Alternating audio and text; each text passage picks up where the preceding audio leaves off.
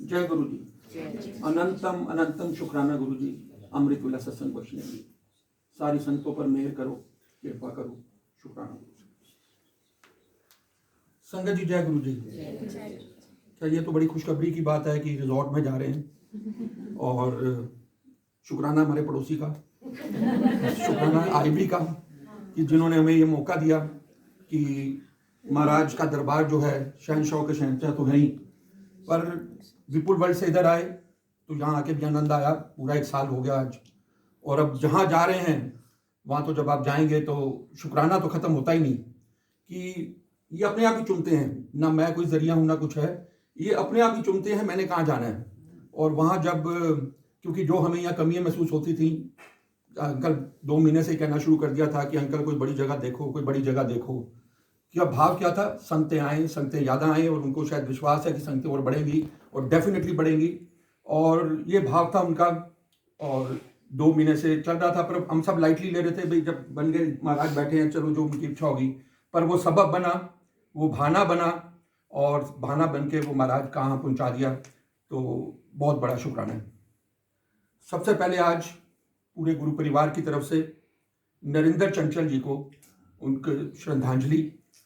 ऐसा कोई शायद शख्स नहीं होगा, हिंदुस्तान की तो बात छोड़ दें, पूरे विश्व में, कि मैंने भी बहुत छोटी उम्र से ही जब होश संभालना शुरू किया तो उनके, हम माता के भजन सुनते थे, और अब तक उस अवस्था में भी वो गुणगान करते हैं माँ का, और बड़ी बख्शिश है उनके ऊपर। कोई विरले ही होते हैं ऐसे, जैसे आज रिंकू भाई साहब हैं, वो भी विरले ही हैं, जिनको हम उनके जाने के बाद भी याद करते हैं।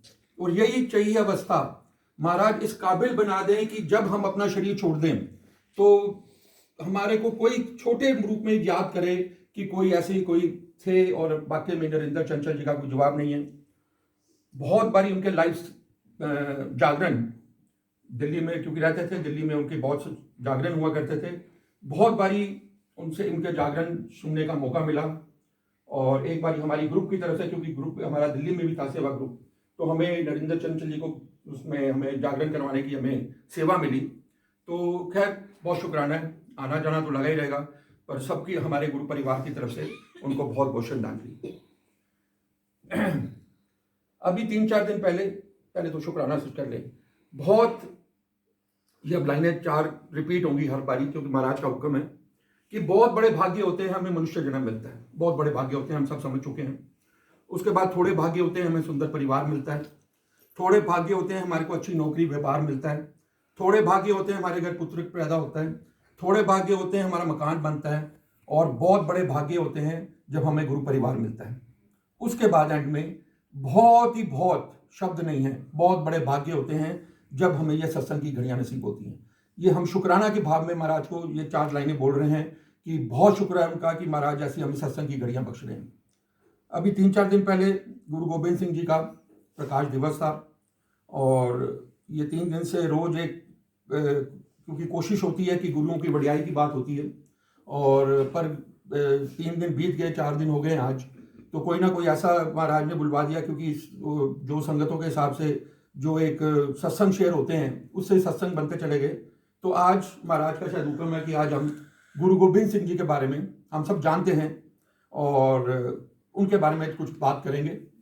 तो गुरु गोबिंद सिंह जी, शुरू ऐसे होता है कि रणजीत सिंह जी, महाराजा रणजीत सिंह, उनको अपने राज्य में, राजा हैं, एक विचार आया कि कोई मेरे राज्य में कोई ऐसा बुजुर्ग जिसकी उम्र हो चुकी हो, 100 साल से भी ऊपर हो, कोई ऐसा व्यक्ति हो जिन्होंने गुरु गोबिंद सिंह जी के साक्षात दर्शन किए हों। तो देखिए भाव भी है ये, और उन मन में विचार आ गया, उन्होंने राज्य में ऐलान कर दिया कि कोई ऐसा व्यक्ति ढूंढो जिन्होंने गुरु गोबिंद सिंह जी के दर्शन किए हों। और सब जगह खबर फैल गई, तो पता लगा कि एक बुजुर्ग हैं उनके राज्य में जिन्होंने गुरु गोबिंद सिंह जी के दर्शन किए हैं। तो रणजीत सिंह को बड़ी जिज्ञासा हुई, और वो पता लगा कि किस जगह पे हैं वो बुजुर्ग। तो वो खुद, उन्होंने उनको बुलाया नहीं अपने दरबार में, खुद नंगे पांव चलकर उस संगत के घर की तैयारी की कि उनको मिलने जा रहा हूं, कि आज जिन्होंने गुरु महाराज के दर्शन किए हों। तो देखिए, इसमें बात हमें समझ में आती है भावना की। आज राजा रणजीत सिंह पैदल चल के नंगे पांव जाते हैं उनके पास, तो क्या भावना थी उनकी, और ये भावना कोई सदका होता है। आज अगर इस परिवार की हम बात करें, एक लाइन अंकल की याद आती है कि उस माड़े वक्त में महाराज के दर्शन के लिए, गुरु जी के दर्शन के लिए बड़े मंदिर में कैसे अंकल पैदल बिना लिफ्ट अगर नहीं मिलती तो जाते थे। तो ये सब छोटे छोटे भावनाएं ही हैं, ये सिर्फ भाव ही देखते हैं, और ये भावना का सदका आज देख लीजिए किस रूप में बदल गया है कि इस परिवार को आज 500 अमृत वेले के सत्संग बख्श दिए। तो ये छोटे छोटे हमारे भाव ही देखते हैं महाराज। अब दर्शनों की बात करें, जैसे रणजीत सिंह के मन में आया कि ऐसे संगत के दर्शन करें जिन्होंने उनको देखा हो, तो इससे मुझे फिर अपना भी थोड़ा सत्संग याद आता है कि मुझे भी बहुत सौभाग्य मिला, बहुत बड़े भाग्य मेरे, बहुत अच्छे कर्म होंगे कि साक्षात गुरु महाराज के दर्शन करने का मौका मिला। पुरानी समय की बात है, एम्पायर स्टेट में किसी आंटी के, अनीता कुमार आंटी के माध्यम से जाना हुआ, और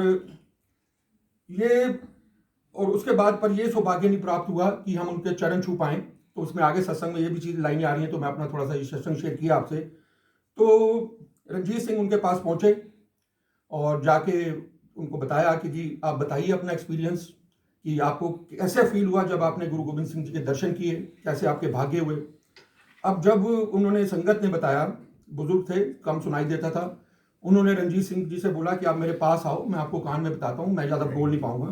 तो रणजीत सिंह जी अपना गए उनके साथ, उनके बुजुर्ग के पास, तो पूछा अपना एक्सपीरियंस बताइए कि कैसा आपको महसूस हुआ जब गुरु बन।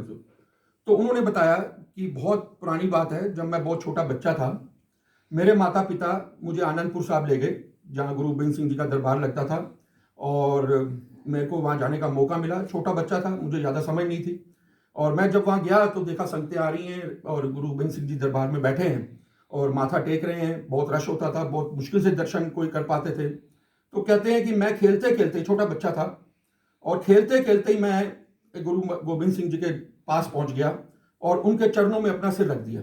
बचपन था, भोलापन। अब यहाँ से हमें भोलेपन की भी बात होती है कि महाराज सिर्फ दो चीजें देखते हैं, भोलापन। कल हमने जट्टा की भी बात देखी, ऐसे बड़े इतिहास हैं कि भोलापन ही है जो करीब लाता है। हम अपनी चालाकियां लगाते रहे, हम अपना दिमाग लगाते रहे, उससे नहीं होगा। तो भोलापन के सदके महाराज ने बहुतों को बख्शा। तो उन्होंने कहा मेरे चरण जब मैंने छुए, मेरा सिर माथा उनके चरणों में रख दिया, तो रणजीत सिंह और एक्साइटेड हो गए कि अब बताओ कि तब आपको क्या महसूस हुआ जब आपके चरण, उनके, आप तो बड़े सौभाग्यशाली रहे, आपके आपने दर्शन किए, उनके चरणों में आपने सिर रख दिया। तो फिर उन्होंने कहा कि, उन्होंने एक मिसाल दी, हम पहले बहुत ये लाइनें सुन चुके हैं, अगर गूंगे को मिठाई दे दो, अगर हम गूंगे को मिठाई दो, बेचारा बोल नहीं पाता, अगर उसको मिठाई दे देते हैं तो वो कैसे बताएगा? एक कोई बता सकता है? हाँ, हम तो बता देंगे, बताएंगे? बताइए। हाँ, बिल्कुल ठीक कह रहे हैं, अपना भाव दिखाकर नाच के खुशी से। तो बिल्कुल ठीक कहा आंटी ने। तो वो पर एक मिसाल बताने की थी कि जब आपके चरण पे उनका, आपका माथा टिका तो आपको क्या फील हुआ। तो फिर उन्होंने कहा कि इसका मिसाल ये देने की कोशिश की, शब्दों में हम बयान नहीं कर सकते। वो अवस्था जो उस टाइम पल, जब जैसे मेरा भी ये पल अब कंटिन्यू करते हैं, जब हम, हमारी मेरी जैसी बहुत संगतें हैं, जब महाराज के पहले दर्शन होते हैं या आगे रूटीन में दर्शन होते हैं, तो एम्पायर स्टेट में भी जब मैं गया तो पहले कुछ और सोच थी कि मैं पहले ये लाइन जिक्र कर चुका हूँ, शाकाहार नजर आए, माहौल अलग नजर आया, फैंसी ड्रेस में बैठे हुए नजर आए। पर वो कुछ सेकंडों के बाद जब हम आगे बढ़े और तब पता लगा कि इनका ऑरा के आगे, वही ऑरा की बात ही वो बुजुर्ग बता रहे हैं कि हम शब्दों में बयान नहीं कर सकते। हम शब्दों में, आज आप कई बार ये लाइनें भी रिपीट हुई हैं, किसी भी स्वरूप में देख लें, किसी भी स्वरूप में देख लें, कितनी इस स्वरूप में कितनी बख्शिश है, कितनी उनकी स्माइल देख लें, उनकी आंखों की मस्ती देख लें, और मतलब जो एक पॉजिटिव फील स्वरूप में अगर इतनी है, तो जब साक्षात सृष्टि के मालिक बैठे हों तो उसको तो शब्दों में ना मैं बयान कर सकता हूं, ना आज तक कोई कर पाया। तो वही बुजुर्ग ने समझाने की कोशिश की कि राजन, मैं ये बयान ही नहीं कर सकता कि मेरे को क्या महसूस हुआ, और आज भी मैं वो अनुभूति महसूस करता हूं, और तू अपना राज्य भी दे दे या दुनिया का कोई भी राज्य मुझे मिल जाए, मैं वो अनुभूति नहीं दे सकता। इसका भाव हमने समझा कि बहुत बड़े भाग्य हुए उनके संगत के। हमारे जैसे बहुत पुरानी नई संगत की बात नहीं है, पर बड़े सौभाग्य हुए कि महाराज के दर्शन हुए। पर दर्शन हुए जरूर, पर आंख नहीं थी पहचानने की, पहचान नहीं पाए। चलो आगे सत्संग चला आगे। तो अब ये गुरु गोबिंद सिंह जी की बात हो रही है। गुरु गोबिंद सिंह जी, हमने अभी बहुत बारी हम शब्द वाणी में सुन चुके हैं कि ऐसे गुरु हुए हैं, क्योंकि हर समय पे, हर जन्म में अपने अपने समय में गुरु अवतार लेके आते हैं। और गुरु गोबिंद सिंह जी का पर्पस जो हमने समझा, हमारे हिंदुओं की रक्षा के लिए था।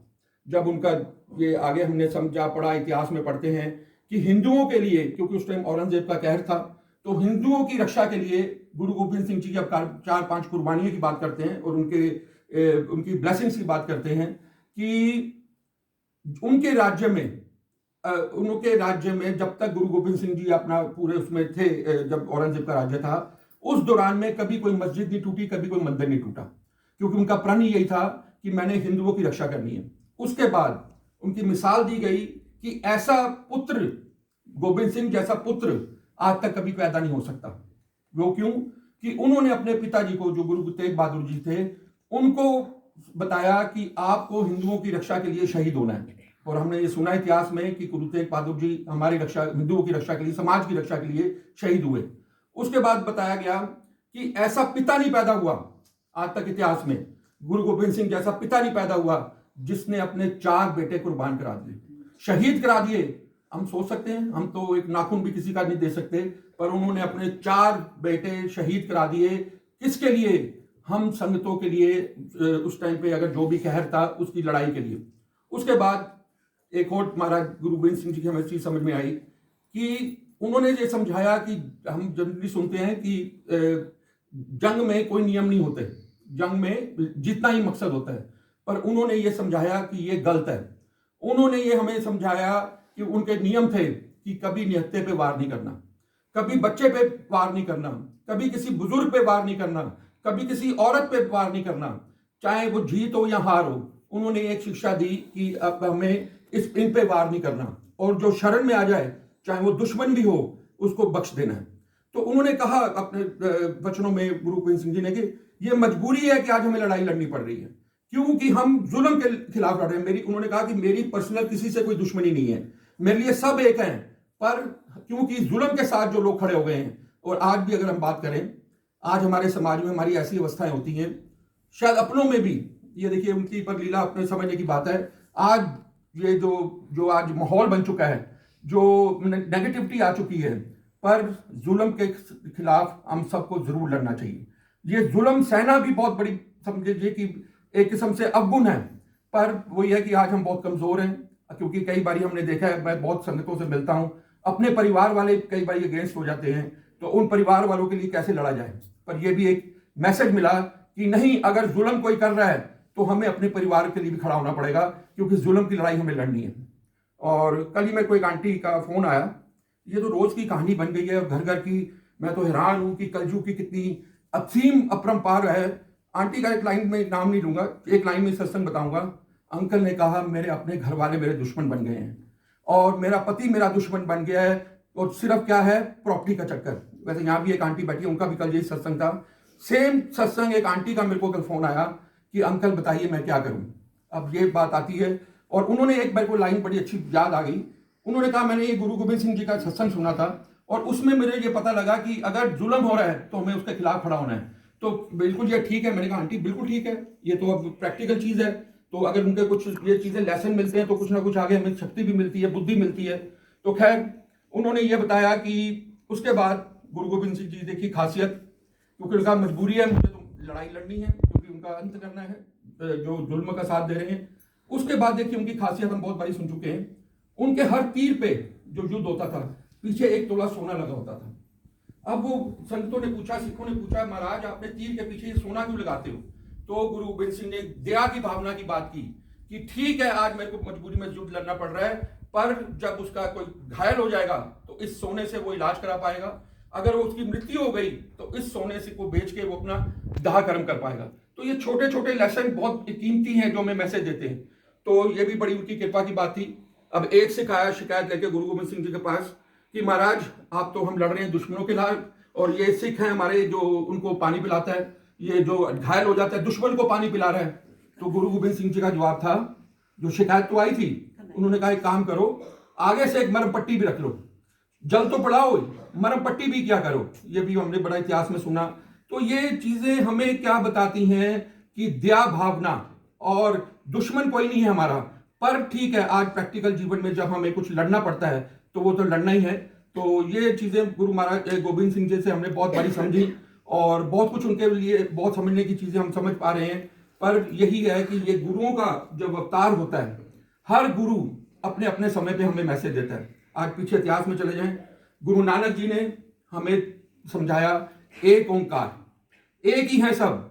उन्होंने हमें बताया कि दसवंत की महिमा बताई, लंगर की महिमा बताई, जो हम आज तक लंगर उनका चला रहे हैं। और उसके बाद महात्मा बुद्ध आए, महात्मा बुद्ध ने भी ये बताया कि राजपाट में सुख नहीं है।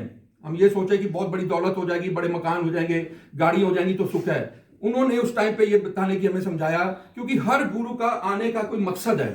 उस हर एक टाइम की भी बात होती है, अवस्था की बात होती है, जब कैसे कौन सा युग होता है। तो उनसे हमने समझा कि असली सुख जो है वो सादगी में है और वो सिर्फ बंदगी में है। राजपाट छोड़ दिया महात्मा बुद्ध ने, जुड़ गए और आज अमर हो गए। आज महात्मा बुद्ध को हम सब याद करते हैं। उसके बाद अपने समय पे साईं बाबा आए, उन्होंने हमें अपने टाइम की बात होती है, ज्यादा पुरानी बात नहीं, 100-125 साल हो गए होंगे साईं बाबा को। उन्होंने हमें नम्रता सिखाई, उन्होंने भी सादिका का जीवन बताया। चमत्कार तो सबको करने पड़ते हैं कि उन्होंने पानी के दिए जला दिए और जो जो चमत्कार हमने देखा। तो ये हर गुरु अपने अपने समय पे अवतार लेके आते हैं। और ये गुरु महाराज, अब हम प्रेजेंट में आ जाते हैं। अब इनका आना क्यों हुआ अब सब जानते हैं। पहली बात, उनको पता था, ये उनके 3 लाइनें फिर याद आती हैं। आने वाला समय, जब उनके वचनों में हमने सुना कि घर घर में 3 लाइनें उन्होंने बताई, डाइवोर्स, डिप्रेशन और कैंसर। हम ये 3 लाइनों को आज अपने आसपास ही देख रहे हैं, अपने घरों में देख रहे हैं। ये महाराज के पता नहीं 35 साल 30 साल कब के पुराने वचन है, जब उन्होंने हमारे को ये एक समझाने की जब बात होती थी कि ये ऐसा माड़ा समय आएगा। और गुरु महाराज ने हमें उस माड़े वक्त के लिए तैयार करना। आज के युग में अगर महाराज अवतार लिए तो उनका हमें समझाने का मकसद है कि आज का समय इतना माड़ा है कि आज इंसान का दुश्मन है। ये तो कोविड ने भी दिखा दिया, हम इंसान का दुश्मन बन गए। दूसरी बात, घर घर में आज, जो कि कलयुग की असीम अब युग है ना, इनका आना क्यों हुआ। आज घर घर में हम देख रहे हैं औरत आदमी एक दूसरे का दुश्मन बन गए, बाप बेटा दुश्मन बन गए हैं, भाई भाई दुश्मन बन गए हैं, क्योंकि ये कलयुग की इतनी असीम लेवल आ चुकी है। इस टाइम पे महाराज ने एक बड़ा, क्योंकि उनको पता था हमारे पास टाइम होने वाला नहीं है, हमें पता नहीं होगा कि आज ये हम रब को कभी याद कर पाएंगे। वो एक सिंपल बड़ा मंदिर बना गए। और इनका मेन हमें लेसन जो अब तक मिला कि सत्संग, गुरु महाराज ने इनके जब अवतार रूप में शिव है या महाशिव है, जो भी निरंकार हैं, इन्होंने हमें सिर्फ ये समझाने की कोशिश की, सत्संग किया करें। सत्संग ही हमारे कलयुग में, ये सत्संग, ये कीर्तन, यही हमारी को पीस देगा, यही हमारे रास्ते निकालेगा, यही हमारी जन्मों की मैल हम रोज सुन रहे हैं, जो हम कीचड़ लेके आए हैं। क्योंकि आज इनके आने का कारण है हमें विकारों से बचाना। अब जंग किसी से नहीं लड़ रहे, अब जंग हम अपने आप से लड़ रहे हैं। वो टाइम चले गए जब राम ने रावण को मारा, कृष्ण ने कंस को मारा और अपने समय पे जो युद्ध हुए। आज की लड़ाई हम अपने आप से लड़ रहे हैं। आज हमें अपने आप से लड़ना है, अपने विकारों से लड़ना है।